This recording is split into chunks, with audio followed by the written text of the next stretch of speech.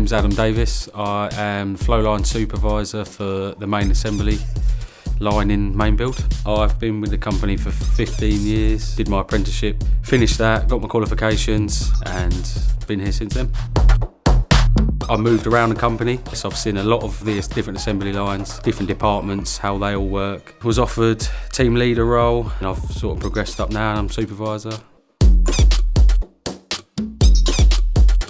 Over the years I've done lots of training courses, hydraulic courses, pneumatic courses, high voltage electrical courses, electrical fault finding courses. Recently done my HGV driving test. Plenty of training over the years. It's good to be given the opportunity because obviously those skills stay with you for life. It's not just while you're at the company. You take them with you if you ever leave, but they're yours, you know. Beginning of the day, make sure everyone's in and make sure no one's got any issues, make sure they've got the parts, making sure everything's ready for each person on the assembly line. If there is any areas that need a bit of help, then I'll step in there. We have got a good team. There's a good group of people all the way down the line and everyone works together as a team, get the job done.